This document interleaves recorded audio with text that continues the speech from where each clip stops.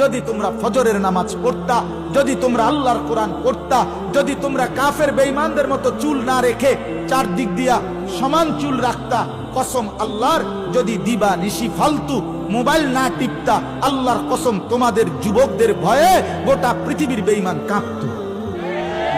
আজ হেরে গেছি যুবক তোমাদের কারণে, আজ হেরে গেছি আমরা, আজ পারছি না আমরা তোমাদের কারণে, তোমাদেরকে বুঝাইতে পারছি না। তোমরা সেজদাকে পছন্দ করো না, তোমরা 5 ওয়াক্ত নামাজকে পছন্দ করো না। আমার ছেলেরা, তোমরা সারাক্ষণ মোবাইলে উলঙ্গ ছবি, নাচ গান, সারা রাত জিনা ব্যভিচারের দৃশ্য দেখেই মজা পাচ্ছ। রাস্তার মেয়ে তোমাদের কারণে নিরাপদ না। মানুষের বোন, মানুষের কন্যা, মানুষের বিবি, কেউ তোমাদের টিটকারির সামনে, তোমাদের রাক্ষসের মতো চেয়ে থাকার সামনে নিরাপদ না। আজ মুসলমান ভাইয়ের কারণে মুসলমান বোন হাঁটতে পারে না, মুসলমানের ভাইয়ের কারণে মুসলমানের মা হাঁটতে পারে না, মুসলমানের স্ত্রী হাঁটতে পারে না। দুই পাশ দিয়া রাস্তায় রাক্ষসের মতো, জানোয়ারের মতো বড় বড় চোখ নিয়া তাকাইয়া উপভোগ করে। এত অসভ্য, এত নোংরা হলে এই মানুষগুলোকে কেমনে বাতিল ভয় পাবে? আমাদেরকে ভয় পারে না। এই কারণে আমরা যদি সেজদাওয়ালা হইতাম, কসম আল্লাহর, আল্লাহর কসম, সারা পৃথিবীর বেঈমান আমাদের ভয়ে কাঁপত।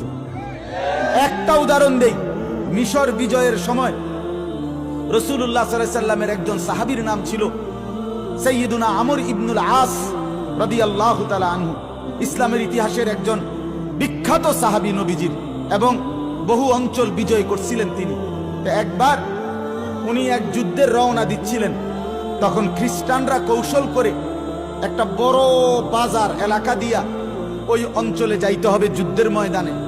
তো খ্রিস্টানরা তাদের সুন্দরী রূপসী নারী মেয়েদেরকে সাজায়া গুজায়া এই রাস্তার দুই পাশে দাঁড় করাইছে।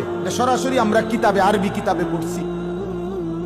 দুই পাশে দাঁড় করাইছে, দুই পাশে দাঁড় করাইয়া বলছে, তোরা যেই পুরুষটাই মুসলমান তোদের দিকে তাকাবে, তোরা তোদের রূপ দিয়া যেভাবেই পারো তারে টাইনে এক সাইড কইরা তার সাথে যেভাবে হোক অপকর্ম, জিনা, ব্যভিচারে লিপ্ত করায় দিবা, তাইলে মুসলমানের শক্তি দুর্বল হয়ে যাবে।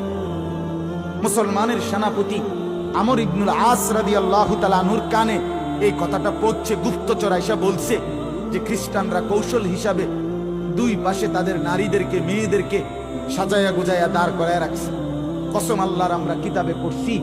আহা, রাসূলুল্লাহর এই সাহাবী সেনাপতি ওই বাজার আসবার আগে আগেই সাহাবায়ে কেরাম সেনাবাহিনীর উদ্দেশ্যে একটা শুধু আয়াত কোরআনের বলছে, কুল্লিল মুমিনিনা ইয়াগুদ্দু মিন আবসারিহিম, হে মুমিনরা সবাই চোখ নিচের দিকে নামিয়ে রাখো। এই আয়াতটা পড়ছে, এরপরে বলছে চলো আবার রওনা দাও। পুরা বাজার মহল্লা পার হয়ে গেছে। সাহাবায়ে কেরাম, মুসলিম মুজাহিদরা একজনও একটি নারীর দিকে এক সেকেন্ডের জন্য বাঁকা চোখেও তাকায় নাই।